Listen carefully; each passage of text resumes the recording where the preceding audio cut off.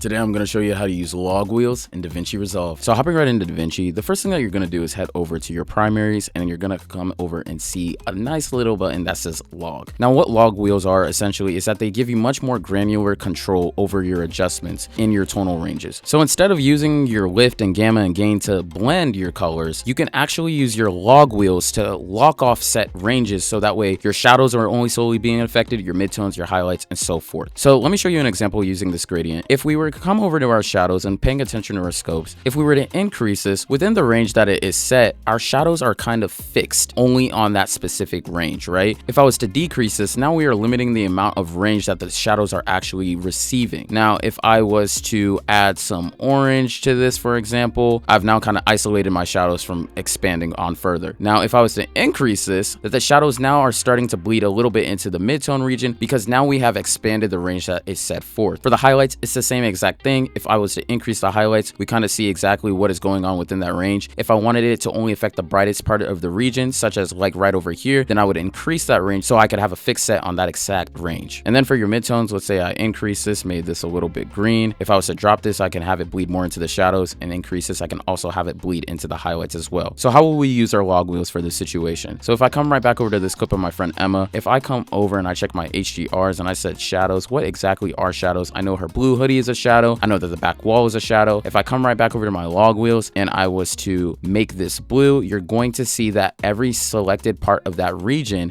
is only going to be affected. Now, if I said this was feeling a little too blue, I could then just drop that range and you can kind of see how those blues start to get isolated once again. Let's focus more on the midtones in this situation. I want it to be more bright as if it's giving like a sunset vibe. I can increase that midtone, make it a little more warm because I know that it's bleeding a little bit into the shadows. And then if I wanted to also bleed a little into the highlights, I can increase that as well. So the best time to use the log wheels is when you want to change the color or the exposure of a specific scene without having to affect the whole entire image. This is specifically for these tonal ranges, and they will be your best friend when you are trying to refine your adjustments. If you like tutorials like these, feel free to follow for more, and that's how you use the log wheels in DaVinci Resolve.